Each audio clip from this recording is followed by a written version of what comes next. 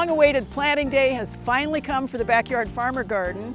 We've got our compost in, we've actually tilled it in, so we've done the right things for soil prep to begin with, and that is really important for any garden. Now we are well past last frost date, we hope. We're not quite into the heat of the season without that 1 week that we had where it was really, really awful.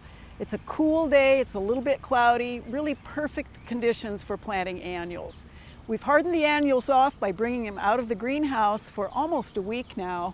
Unfortunately, what we did is we encountered an extremely windy, very hot weekend, so we had to water a couple of times to get them acclimated and keep them from wilting. You will see a little bit of wilt on some of the zinnias. They will recover from that, especially if we do the planting properly. Now what we're doing is we're laying everything out first, getting an idea of where we want it so we can do some blending of colors.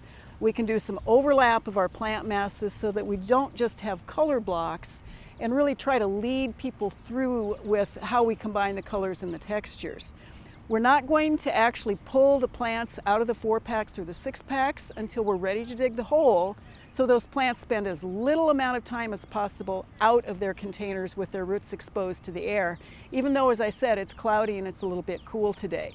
What we'll then do is we'll dig the holes. We'll make sure that the holes in this great soil, since it has been tilled up, but we'll make sure those holes are neither too deep nor too shallow. We don't want too much of the root ball exposed because these are little tiny root balls in comparison to perennials or shrubs.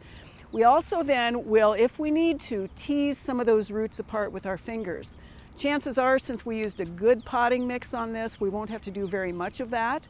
We'll put the plants in the holes, we'll tamp lightly with our fingers, no feet to tamp these in.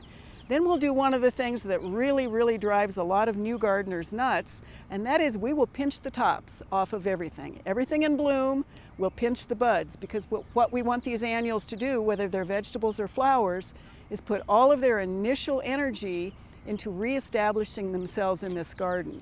We will do some watering. We'll make sure we get them watered in well today. That will also help our compost settle a little bit so that we don't end up with all of a sudden our plants being way too low in the ground. We'll keep our eye on them for the next at least week to 10 days.